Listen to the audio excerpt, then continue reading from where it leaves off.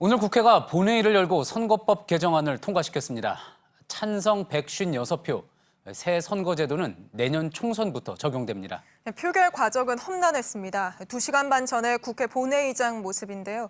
공직선거법 개정안을 처리하려는 문희상 국회의장과 문 의장을 몸으로 막아서는 자유한국당 의원들입니다. 본회의장에서의 몸싸움이 재현된 겁니다.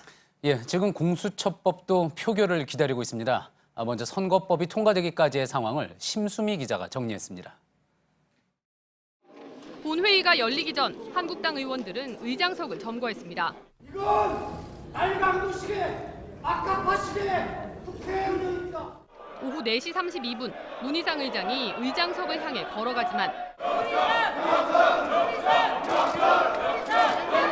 약 10분 뒤 국무위원석 뒷자리로 마지못해 발걸음을 옮겼습니다.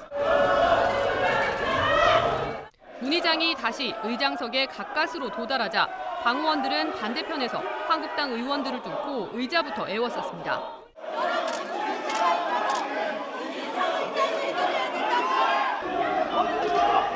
그 틈으로 들어온 문 의장이 착석하자 여권에서는 박수가 터져 나왔지만 한국당에서는 욕설도 나왔습니다. 문 의장이 개의를 선포했습니다.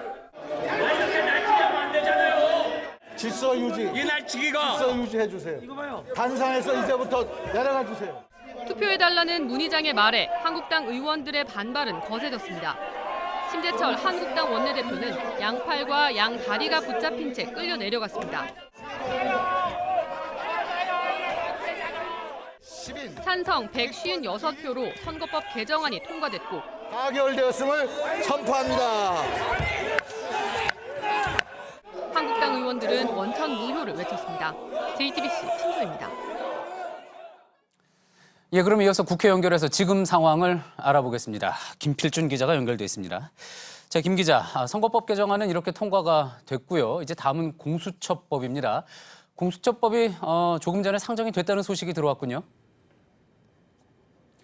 네, 그렇습니다. 30분 전쯤에 예산부수법안 20개가량을 통과시키고 바로 공수처법이 올라갔습니다. 이어 지금은 정회를 한 상태입니다. 한국당이 공수처법을 전원위원회에 올리자고 요청했기 때문입니다. 전원위원회는 국가조직 등 중요한 법안에 대해 국회의원 전원이 논의하는 위원회입니다. 전원위원회를 열게 되면 공수처법 표결이 조금 더 늦어질 수도 있습니다. 민주당은 일단 열 수는 있다는 입장인데 다만 회의 개최 시간을 몇 시간으로 한정해야 한다는 입장입니다.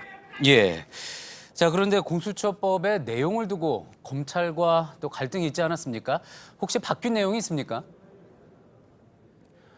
네, 바뀐 것은 없습니다. 지난 23일 4+1이 합의한 공수처 법안대로 올라갔습니다. 야당과 검찰이 경찰이나 공직자 범죄를 인지하면 공수처에 즉시 알린다는 24조 2항을 독소조항이라고 문제를 삼았는데 민주당은 검찰의 의견 수렴을 충분히 했다며 최종 결정은 국회에 있다고 반박했습니다. 자, 지금 전원위원회가 이제 올리자고 요청이 됐다고 했습니다. 전원위원회가 열리고 또 끝난다고 했을 때 표결이 이루어질 수 있을까요? 그러니까 한국당이 또 이제 필리버스터, 무제한 토론을 하겠다고 하면은 이번 회기까지 끝날 때까지 표결이 이루어지지 않을 수도 있는 거잖아요. 네, 그렇습니다. 일단 한국당은 필리버스터를 준비하고 있는 걸로 보입니다. 1시간 전쯤에 의원총회를 가졌는데요. 필리버스터 전략 등을 논의한 것으로 보입니다. 필리버스터가 만약 시작이 된다면 첫 주자로 김재경 의원이 나설 예정입니다. 공수처법의 부당성 등을 설명할 것으로 보입니다. 민주당도 맞불 필리버스터를 할 예정인데요. 김재경 의원 다음으로 민주당 백혜령 의원이 나섭니다. 자, 하지만 또 마냥 표결이 미뤄질 수는 없는 거겠죠. 이번 회기가 상당히 짧지 않습니까? 공수처법 언제 표결될 걸로 예상이 됩니까? 일단 이번 임시회는 내일까지입니다. 이어 민주당은 다음번 임시국회를 다음 주 월요일인 30일에 열어달라고 요청한 상황인데요. 30일에 국회가 열리면 오늘 선거법처럼 바로 표결이 가능합니다. 하지만 본회의 사회를 봐야 하는 국회의장단의 체력 등을 고려했을 때 하루 이틀 정도 본회의가 미뤄질 수도 있습니다. 그렇군요. 잘 들었습니다. 국회에서 김필준 기자였습니다. 오늘 본회의가 열리기 전부터 국회는 하루 종일 긴장감이 넘쳤습니다. 일찌감치 의장석을 점거한 한국당 의원들과 또 본회의를 열려는 민주당 의원들 사이에서는 격한 말들이 오갔습니다. 유한을 기자입니다. 국회의장석으로 올라가는 통로에도 평소 의원들이 발언하는 연단에도 인간띠가 등장했습니다. 모두 한국당 의원들입니다. 민주당이 민주를 말할 자격이 있습니까? 정의당이 정의를 말할 자격이 있습니까? 어제 국회의장의 개인적 사정 그리고 홍남기 방탄을 내서 막은 거는 국회법을 정면으로 위반한 겁니다. 당청석에 있는 취재진을 향해 의장석을 점거하는 이유를 설명하기도 합니다. 회기 결정권도 결정하지 않고 선거법 먼저 규별로 처리하겠다는 겁니다. 그래서 저희는 이 불법을 막기 위해서 뒤이어 본회의장에 들어온 민주당 의원들과 말싸움을 벌입니다. 당신 심판하게 될 거야! 총선 때 반드시 심판할 거야! 민주당 전멸시킬 거야! 몸싸움의 여파로 이은재 의원은 병원에 실려가기도 했습니다. 국회 질서 유지권으로 겨우 열린 본회의, 고성과 소란은 계속됐습니다. 소란 속의 문희상 의장은 민주당이 당론으로 발의한 이른바 소부장 특별법에 반대를 눌러 눈길을 끌었습니다. 의장 측 관계자는 실수로 잘못 누른 것으로 보인다고 했습니다. JTBC 유한울입니다. 예, 오늘 국회 상황에 대해서 취재 기자와 좀 더 자세히 이야기 나눠보겠습니다. 정치부 유미혜 기자가 나와 있습니다. 그동안 선거제, 바뀌는 선거제 관련해서 유 기자가 참 많이 나와서 설명을 했습니다. 오늘도 쉽게 이야기를 해줄 수 있을 것 같습니다. 자, 이제 준연동형 비례대표제 내년 총선부터 바로 적용되는 거 아닙니까? 자, 구체적으로 다른 점이 뭡니까? 일단 지역구 의석수는 253석 그대로입니다. 비례대표는 47석을 유지하되 비례대표 의석 중 30석에 연동형을 도입하게 됩니다. 즉 정당 지지율에 비해 지역구 의석수가 많으면 상대적으로 적게 비례대표를 배분하고 그 반대의 경우는 비례대표를 많이 받을 수 있습니다.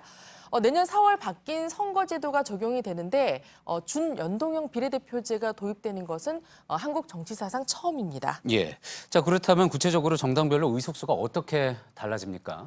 네, 최근 여론조사를 기반으로 한 시뮬레이션 예상치가 많은데요.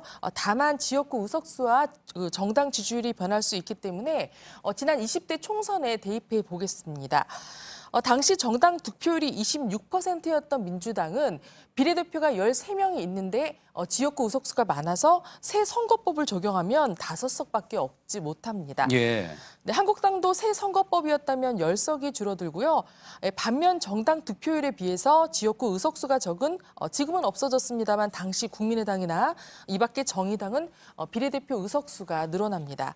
이 때문에 군소 정당에 유리하다는 분석이 많았습니다. 예, 조금 전에 이제 지금 여기 나와 있는 것처럼 실제 20대에 받았던 민주당과 자유한국당의 비례 의석수는 줄고 국민의당과 정의당은 늘어나는 모습 확인해 볼 수가 있겠군요.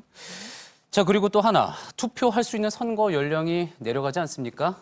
만 18세가 되는 건가요? 네, 맞습니다. 선거법 개정안에는 현 만 19세인 선거 연령을 만 18세로 내리는 안도 포함돼 있었습니다. 내년 4월 15일 총선일을 기준으로 생일이 지난 2002년생은 투표할 수 있습니다. 예. 생일이 빠른 일부 고3 학생들은 투표가 가능해집니다. 당장 학생들을 겨냥한 총선 공약들이 쏟아질 전망인데요. 하지만 한국당은 교실이 정치판이 된다면서 반대해 왔습니다. 예. 자, 그리고 오늘 국회의장석을 사이에 두고 몸싸움이 벌어졌습니다. 자, 이게 지난 4월 패스트트랙 사태 이후 다시 이제 몸싸움이 벌어진 건데 그 당시에도 본회의장 안에서 벌어진 건 아니었잖아요. 본회의장에서의 몸싸움은 국회 선진화법 이후 처음인 것 같은데 맞습니까? 네, 그런 것 같습니다.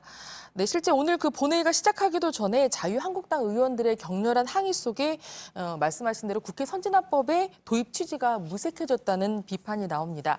네, 한국당에서는 선거법부터 먼저 안건으로 올린 게 불법이기 때문에 이 불법을 막으려고 행동한 것이라고 강조했습니다. 예. 그 과정에 온갖 고성이 오갔는데요. 잠깐 들어보시겠습니다. 예.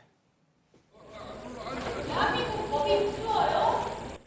법 같은 소리 하고 있네. 법이 아닙니까? 시끄러. 국회법이나 읽어봐. 하나하나 니들 하는 게 옳은 게 있나? 어디서 법 타령이야? 네, 일부에서는 오늘 한국당 의원들의 국회 의장석 점거와 의장 착석 방해를 회의 방해죄로 고발할 움직임이 있어서 이를 두고도 또 논란이 있을 것으로 보입니다. 예, 지금도 4월 패스트트랙 사태 당시 몸싸움으로 검찰 수사가 진행 중이지 않습니까? 예, 알겠습니다. 잘 들었습니다. 유미혜 기자였습니다.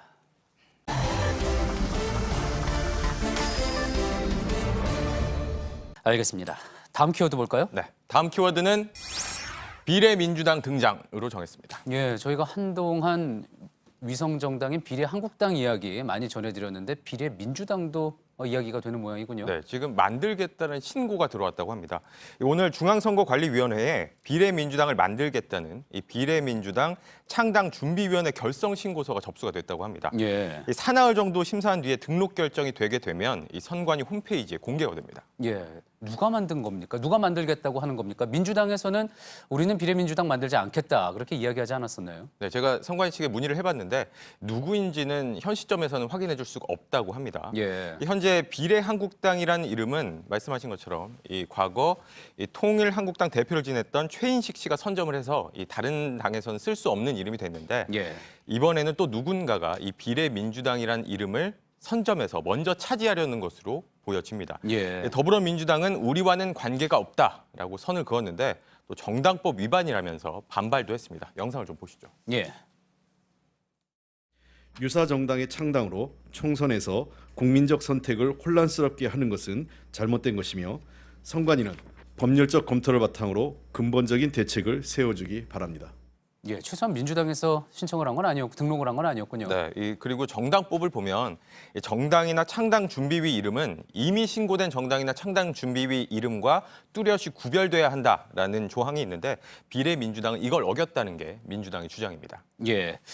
자, 애초에도 이제 문제가 될 수 있겠다 싶었던 게 비슷한 이름으로 비례한국당 혹은 비례민주당 이렇게 비슷한 이름으로 정당을 만들면 정당 투표할 때 이게 민주당에서 만든 건가 보다 하고 투표를 잘못할 수도 있는 거잖아요. 그렇습니다. 이제 그러니까 이렇게 이름을 헷갈리게 만든 것이 법을 위반한 거다 그런 이야기겠군요. 네, 다만 이 비례민주당이라는 이름이 문제가 된다면 비례한국당이라는 이름 역시도 문제가 될 수 있는데 앞서 보셨듯이 비례한국당은 이 창당준비위가 이름이 등록이 된 상태입니다. 선관위에. 예. 이 선관위 관계자에게 좀 물어봤는데 비례한국당 창당준비위 심사 과정에서 유사 명칭 문제도 검토를 했다라고 밝혔습니다. 이 얘기는 최인식 씨가 낸 이 비례한국당 심사할 때도 당 이름 문제 검토를 했었는데 그럼에도 등록이 됐다는 건 선관위가 문제가 없다고 판단한 것으로 볼 수가 있습니다. 그렇군요. 결과를 봐야 되겠지만 비례민주당이라는 이름도 누군가에 의해서 선점될 수 있다는 거네요. 네. 자, 그런데 사실 이런 일 벌어지는 거 예상됐던 일 아닙니까? 그렇습니다. 사흘 전에 한국당의 김재원 의원이 이런 말도 했었습니다. 영상으로 보시죠. 예. 우리 당명을 이야기하면 또 누가 등록을 하기 때문에